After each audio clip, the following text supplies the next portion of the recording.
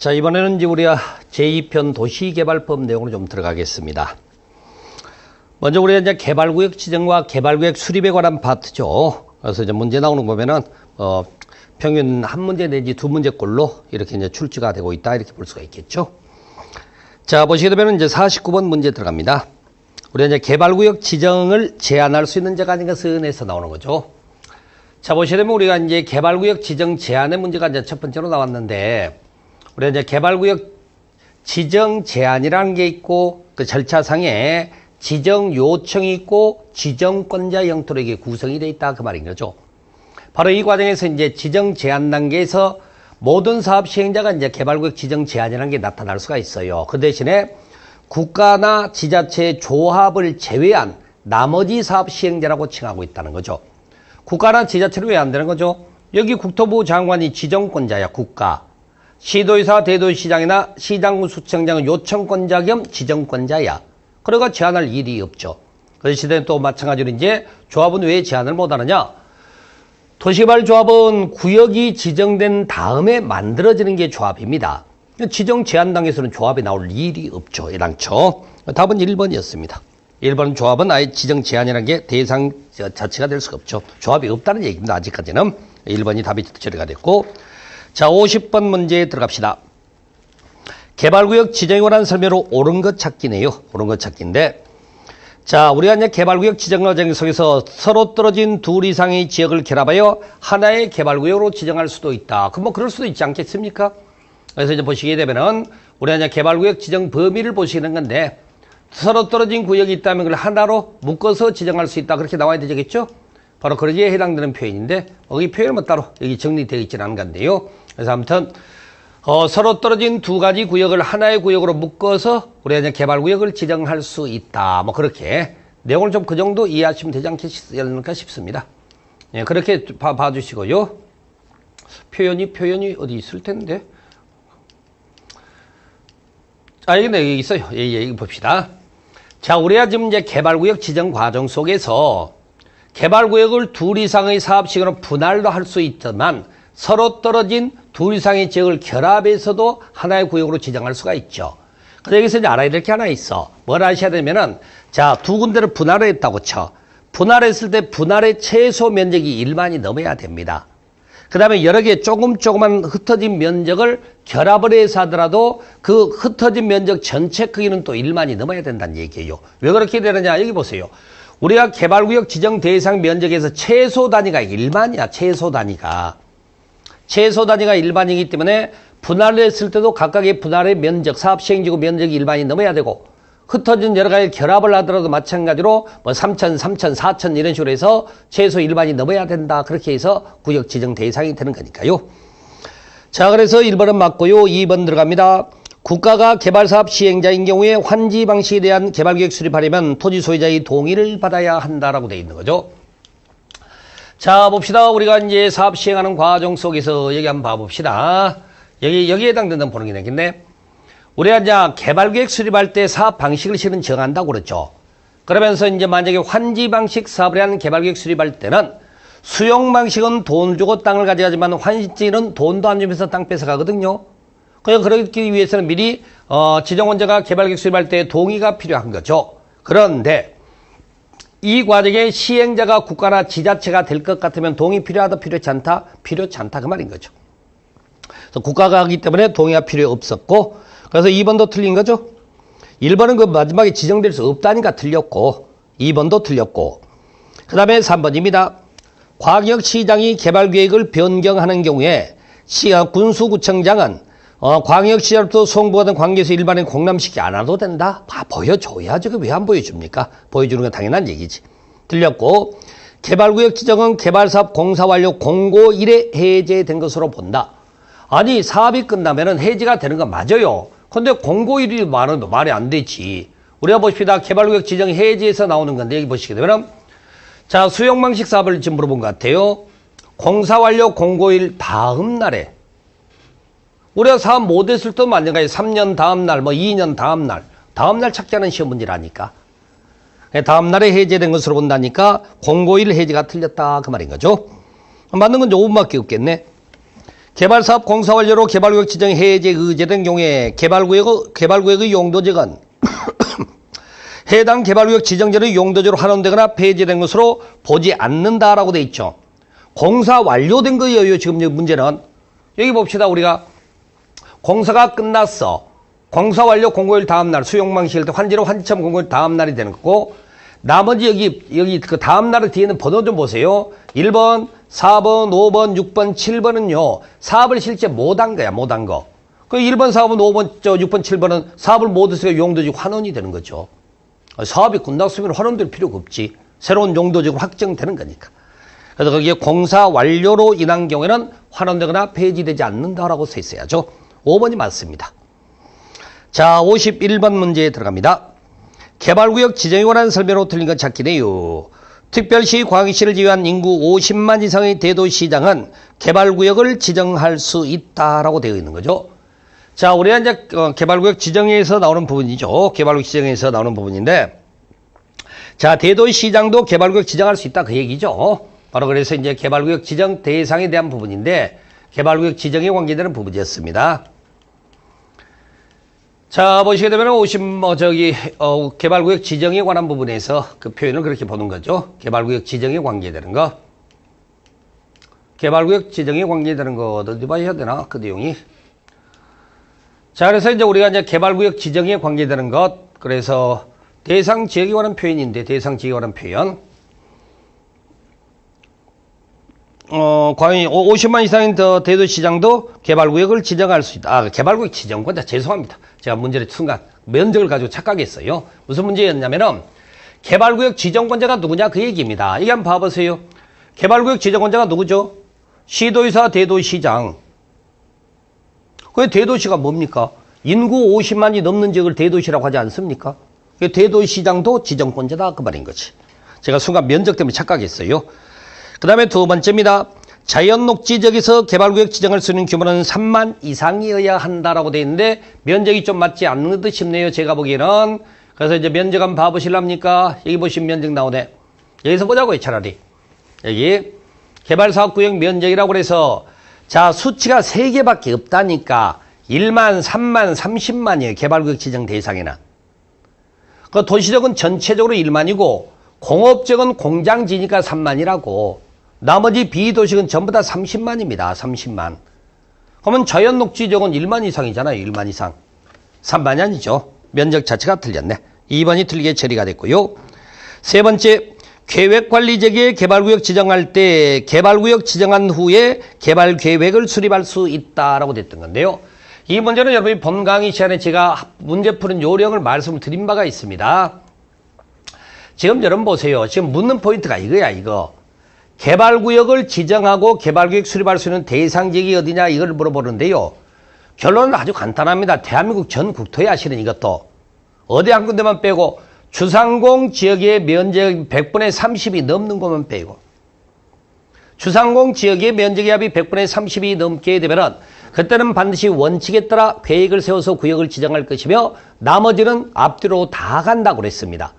그러면 예를 들어 지금 문제 푸는 과정에 거기 3번 같은 경우는요. 어떤 지역이 구역을 선정하고 계획을 세운다는 것을 애우려고 하지 말고 그 문제 안에가 100분의 30 이상이라는 단어만 없으면 돼요.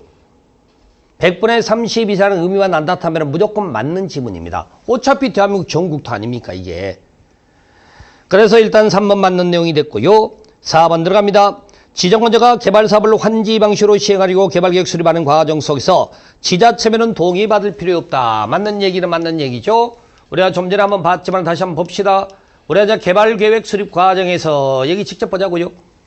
지정권자가 개발계획 수립할 때 일정 수 이상의 동의를 얻게 돼 있어. 면삼총이라고 말씀드리는 거지. 근데 여기 있는데 국가나 지자체는 동의 필요 없다며. 국가나 지자체는 동의 필요 없다.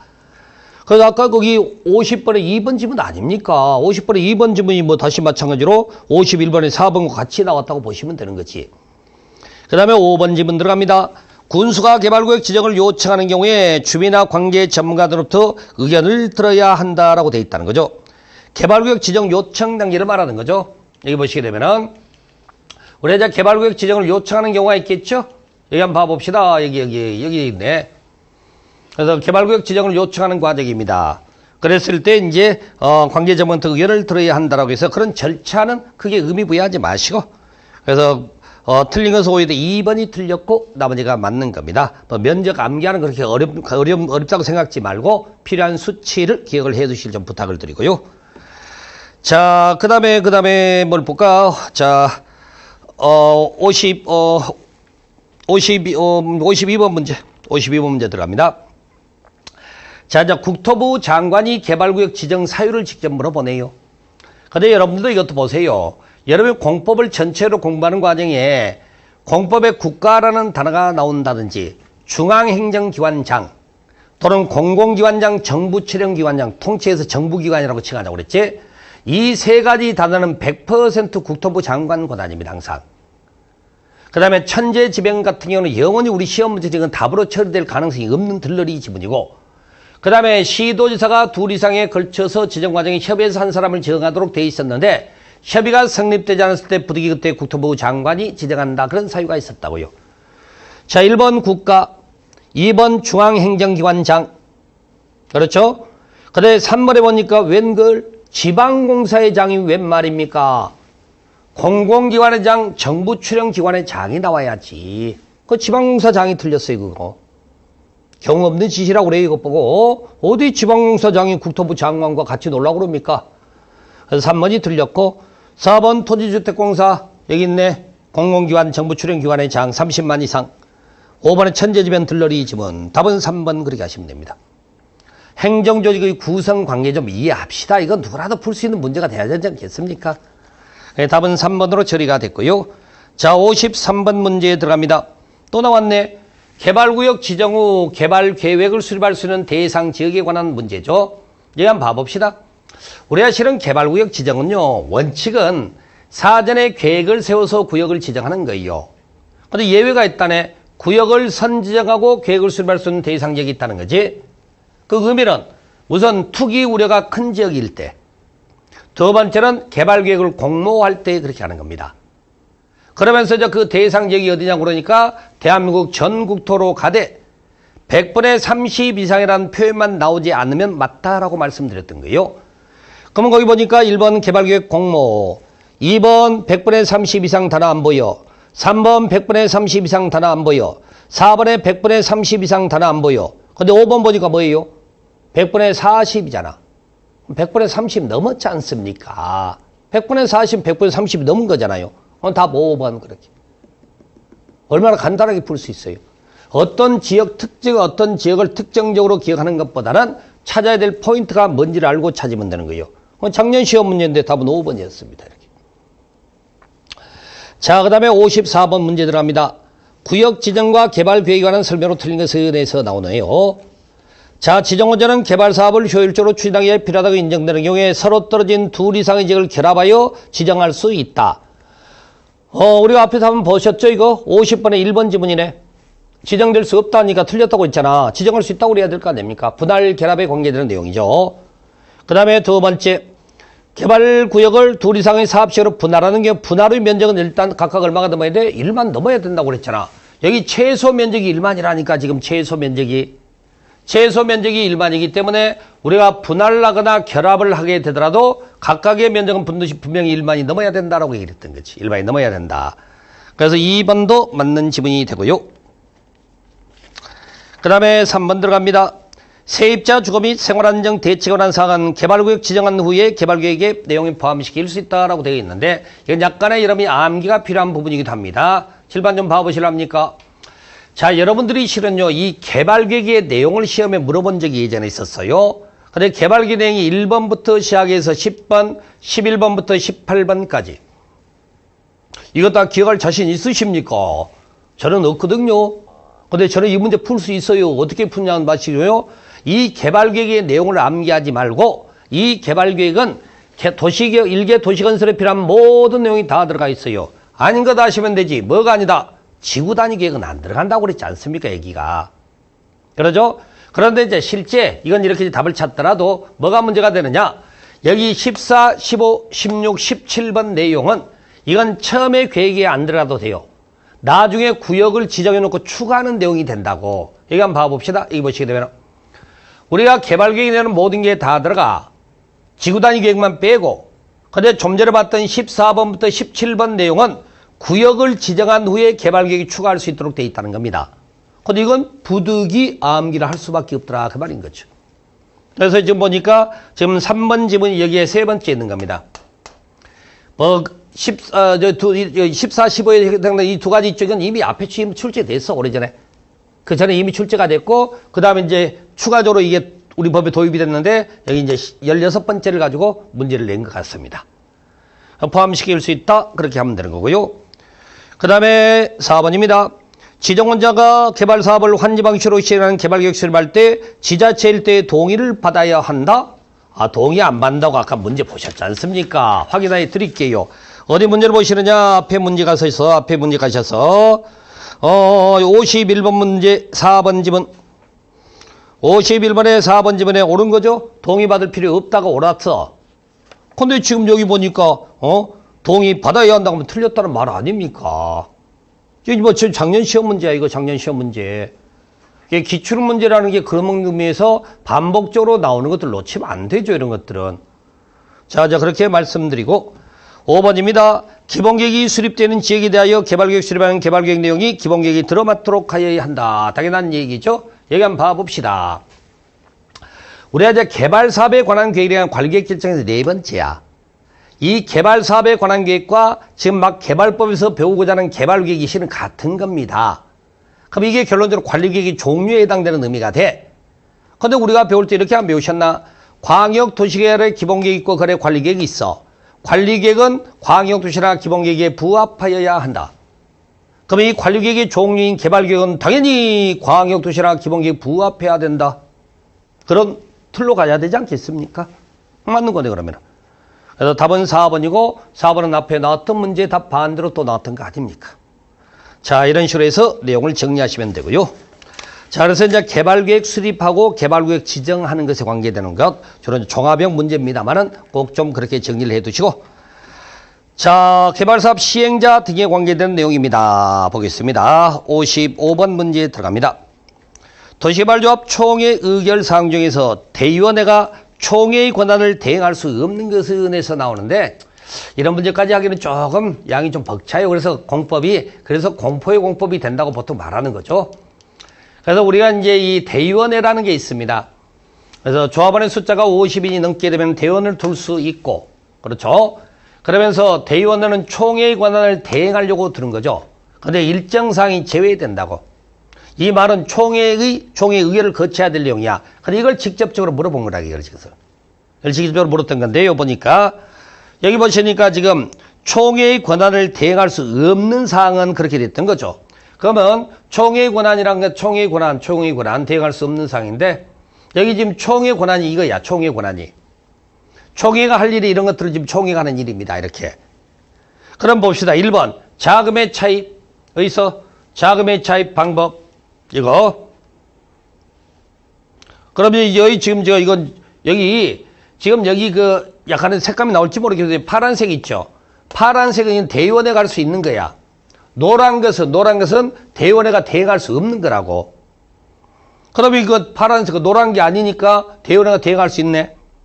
채비지 처분 방법, 노란 게 아니니까 대의원회는 대행할 수 있고. 4번에 부가금의 금액 및 징수 방법. 5번에 환지예정지 지정, 이런 거. 그러면서 결국에는 3번에 있는 이사의 선임이 있죠? 이사의 선임이란 것은 이건 조합 임원이야, 임원. 이사라는 게. 조합 임원의 선임은 대의원회가 대행할 수 없는 거, 그렇게 돼 있다는 거죠. 총회 의결사항에서 대의원회가 할 수 있는 것과 없는 걸 구별해 놓은 거란 말입니다. 그래서 여러분들 지금 강의 노트 혹시 가지고 계시면 이거 있을 거예요, 이거. 여기 파트에서 그 내용이 구성이 된다고 말씀드렸던 거죠. 그래서 이 5가지를 차라리 외우시라는 거야. 반대야, 이거 반대로 지금 정리한 건데, 이거 5가지 이거. 암기를 하셔야 돼, 이것은 여러분이, 부득이. 그래서 3번은 이건 총회 의결을 반드시 거쳐야 될 사항이다. 그렇게 하는 거죠. 그 다음에 56번 문제에 들어갑니다. 조합 임원에 관계되는 내용이 나오네요. 자, 조합원 구성 관계에서 나오는 건데, 조합 임원입니다. 조합원이어야 하는데 의결권을 가진 조합원이어야 돼. 의결권을 가진 조합원이어야 한다. 맞습니다. 이사는 그 조합의 조합장을 겸할 수 없다. 자, 그 말의 의미는 뭐냐면요. 우리가 지금 조합의 임원은 그 조합의 다른 임직원을 겸할 수가 없다니까. 그러면 좀 보세요. 이사도 임원, 조합장도 임원이라고. 겸하면 안 되지, 그러니까. 겸할 수 없다, 이렇게 나오는 거죠. 감사의 선임은 총회의 의결을 거치한다라고 돼 있죠. 왜 그렇죠? 감사도 임원이니까. 임원은 총회의 의결을 거치라면서. 그래, 맞는 거 되고. 조합장은 총회 대의원회 이사의 의장이 된다, 있습니다. 조합장은 조합을 대표하며 총회 대의원회 이사의 의장이 된다라고 하는 거고. 그 다음에 5번은 자기계약 대리 금지 원칙이라고 그러는 거죠. 조합장이나 이사가 자기를 위한 조합과의 계약 소송은 누가 조합을 대표한다? 감사가 조합을 대표하는 거죠. 감사가. 그래서 이제 이사의 자기를 위한 조합과의 계약에 대해서는 조합장이 아니라 감사가 대표한다라고 했었어야죠. 그래서 5번이 틀리게 처리가 됐네요. 자, 57번 문제에 들어갑니다. 조합원에 관한 설명으로 옳은 것은에서 나옵니다. 조합원은 개발구역의 토지 소유자 및 저당권자로 한다.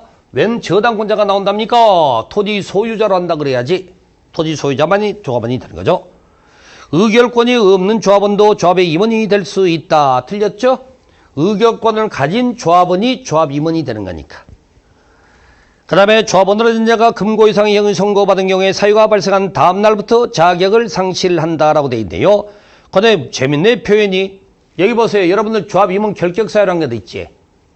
다음 날부터 자격 상실하는 거 맞아. 근데요, 조합 임원이지 조합원이 아니잖아. 조합원은 땅만 가지고 있으면 돼요. 땅만 가지고 있으면. 그래서 거기 조합원으로 된 자가 조합원 자격을 상실한다가 틀렸습니다. 조합 임원. 순간 딱 다가기 쉽습니다, 여러분들. 그 다음에 조합원은 개발구역의 보유한 토지 면적에 비례하여 의결권을 갖는다. 아니죠? 여기 조합원의 권리관계에서 보유토지 면적과 무관한 평등한 의결권을 행사한다라고 했던 거죠. 그 다음에 이제 5번입니다. 조합원이 정관에 따라 부과된 부과금을 체납하는 경우에 조합은 시장 등의 징수를 위탁할 수 있다. 있습니다. 경비를 부과 징수하는데 미납 시 연체료 부과도 하고 징수 위탁을 합니다. 물론 징수 위탁 수수료를 내놔야 되겠지만은. 자, 그래서 답은 5번이 맞고 나머지가 틀렸습니다. 특히 거기 3번 같은 경우에 문장 잘못, 단어 잘못 읽으면 답 안 나옵니다. 그런 거 좀 주의해서 보실 필요가 있죠. 자, 그 다음에 58번 문제에 들어가겠습니다. 개발사업 시행에 관한 설명으로 틀린 것 찾기네요. 개발사업의 시행자는 개발구역 안의 지정권자가 지정한다라고 되는 거죠. 도시개발 사업에서는 여러분 혹시 생각나십니까? 개발사업은 모든 권한이 누구한테 있다고? 지정권자. 다만 환지구역 인가시에만 시장, 군수, 구청장 그렇게 배우셨다고.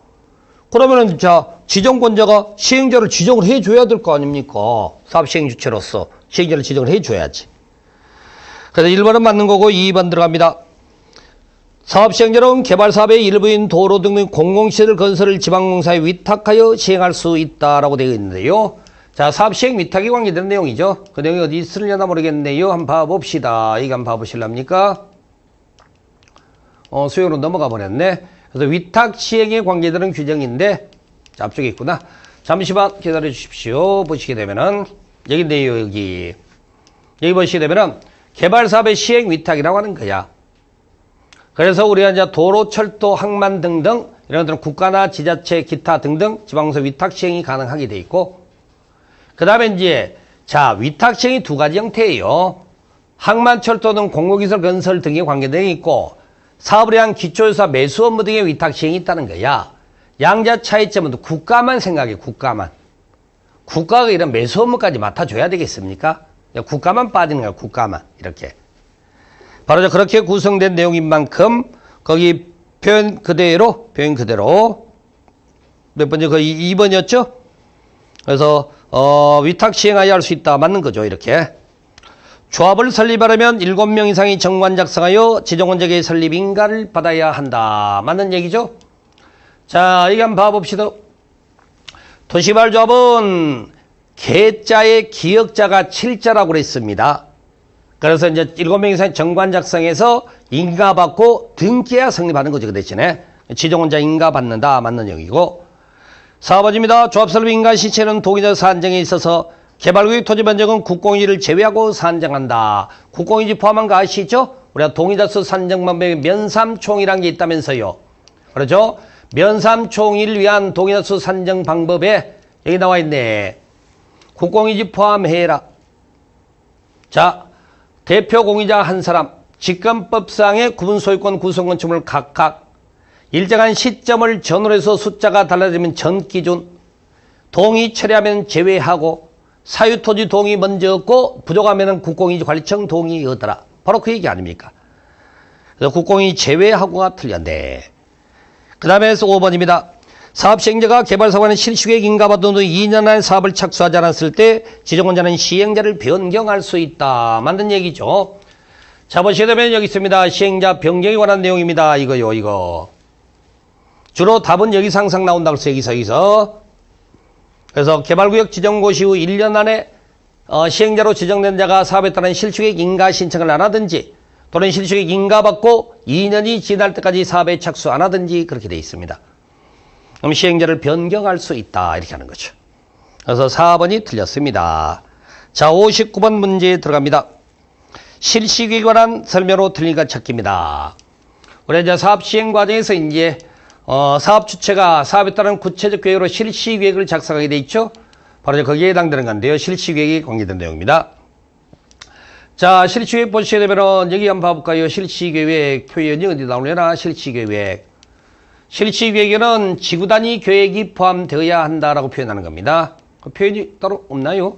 표현이 지구단위 계획이 포함되어야 한다라고 쓰는 건데 따로 표현은 없습니다. 의미상으로 좀 파악해야 될 것 같네. 제가 이제 정리를 하다 보니 여기서 해석가 있지. 자, 여기 보세요. 우리가 개발계획에 넣는 모든 게 다 들어가다 지구단위 계획은 들어갈 수가 없다고 그랬죠. 왜 못 들어가냐고? 바로 지구단위 계획이 실시계획에 들어가기 때문에 그렇다고 했던 거 아닙니까? 그렇죠? 그래서 지구단위 계획이 여기에 포함되는 거죠. 자, 시행자가 지구단위 계획을 포함한 실시계획 작성한다. 자, 2번 들어갑니다. 시행 면적을 100분의 10의 범위에서 감소시키고자 한답니다. 그러면 실시계획의 변경 인가를 받아야 한다? 변경 아닙니까? 지금 이거 뭔가 변경이 이루어지는 과정이죠. 자, 변경이 이루는 과정에서 이 경미한 변경에 해당될 거예요. 아마도 이제 이 경미한 변경은 그러하지 않다잖아요. 뭔가 구체적 사례가 적시된 변경이 경미한 변경으로 가시라며. 그래서 여기 보니까 시행 면적 100분의 10의 범위에서 면적이 감소로 이거 경미한 변경이니까 그러하지 않다라고 했어야지. 답은 2번으로 처리가 됐고요. 지정권자가 실시계획을 작성 인가하는 경우에 시도지사가 지정권자이면 시장구 수청장에게를 미리 들어야 한다. 여기 해당되는 거 여기 있습니다. 여기. 자, 도시개발사업은 지정권자가 모든 권한자라니까 그러면 실시계획 인가권자도 지정권자가 되는데 지정권자가 누구야? 국토부 장관, 시도지사, 대도시장 아닙니까? 이때 국토부 장관이 실시계획 인가될 때는 아랫사람인 시도지사 등의 의견을 듣고 시도지사가 인가권자일 때는 시장구 수청장의 의견을 들어야 한다. 이렇게 나오는 거죠. 3번 맞고요. 4번입니다. 실시계획에는 사업시행에 필요한 설계 도서, 자금계획, 시행경영의 대토의 내용으로 정하는 사항과 서류를 명시하거나 첨부하여야 한다. 자, 이런 건 여러분이 외우는 게 아닙니다. 이런 것들은요, 그냥 뭐라고 하더라? 서류라고 그래, 서류. 그래서 해당되는 서류를 내게끔 되어 있다. 그 말입니다. 말로 하는 게 절대 아니기 때문에. 그 다음에 5번입니다. 실시계획 고시가 되면은 관리계획 결정으로 간주되는 규정이 나오네. 실시계획 고시가 났어요. 관리계획으로 결정해야 될 사항에 따른 관리계획 결정 고시가 됐고. 그 다음에, 바로 그 얘기죠? 5번이 바로 그 얘기다. 이렇게. 실시계획 인가가 났을 때는 관리계획 결정된 것으로 간주를 해주겠다. 그 얘기 아닙니까? 근거가 뭐야? 실시계획 인가권자하고 관리계획 결정권자가 그 인간이다라고 강의 시간에 말씀드렸던 거예요. 같은 사람이 결정하니까 실시계획 인가의 효과가 관리계획에 직접적으로 영향을 미친다. 바로 그 내용이죠. 바로 거기에서 해석을 그렇게 하셔야 됩니다. 그래서 거기 아무튼 2번이 경미한 변경에 관한 내용으로 틀렸고, 자, 60번 문제에 들어갑니다. 실시계획에 관한 설명으로 틀린 것 찾기 하네요. 실시계획 지구단위 계획이 포함되어야 한다. 거기 59번 1번 지문하고 같은 거. 시도지사가 실시계획 작성하는 경우에 국토부 장관 의견 듣는다? 말도 안 되는 소리. 의견 청취란 말은 사급청에 쓰는 말이 아니에요. 제발. 그 아까 위에 나왔잖아요. 거기 59번에 3번 지문. 시도지사 인가권자면 시장군 수청장 의견을 들어야지 어떻게 상급자 의견을 듣습니까? 2번 틀렸네. 실시계획 인가 신청서에 여러 가지 서류가 첨부되는 겁니다. 첨부되는 내용이 보니까 이렇게 있어, 이런 게 있어. 근데 저 같으면 서류 첨부라고 하겠습니다, 그냥 맞는 걸로 좀 가시란 말이에요. 자, 인허가를 받으려는 자 인가 신청에 해당 관계서를 함께 제출하라. 의제되는 사항이 있으면 함께 제출한다, 그 말입니다. 의제되는 사항이 있으면 함께 제출한다, 뭐 그런 내용이 되겠네요. 그 다음에 지정원자가 아닌 시행자가 실시계획 인가를 받고 사업비 100분의 10의 범위에서 사업비를 증액하는 경우에 인가를 받지 않아도 된다. 뭔가 변경사항에 해당되는 거죠? 여기인데 여기 사업비 100분의 10의 범위의 사업비 증감. 증액과 감액이 같이 있는 거 아닙니까? 그럼 이런 경우는 인가받지 않아도 된다. 그러지 않다라고 했으니까 이렇게. 경면 변경에 관한 지문이 나왔네. 경면 변경이 유난히 지금 최근 들어 자꾸 출제가 되고 있어요. 바로 그런 것들 여러분이 확인하고 그 푸는 요령을 익히는 것도 중요합니다. 이걸 다 외운다면 뭐가 문제가 되겠습니까? 근데 현실에 여기 너무 양이 많아서 안 됩니다, 이거. 다 경면 변경이 걸려 나온단 말이야. 문제를 푸는 요령을 익혀서 푸는 게 현실적이다. 그렇게 말씀드리겠다는 거죠. 자, 여기까지 해서 개발구역 지정, 개발계획 수립, 그 다음에 사업 시행자 지정하고, 그 다음에 조합에 관계되는 것과, 그 다음에 사업에 따른 실시계획 작성 인가 받는 것까지 하셨습니다. 자, 이번 시간은 여기까지입니다.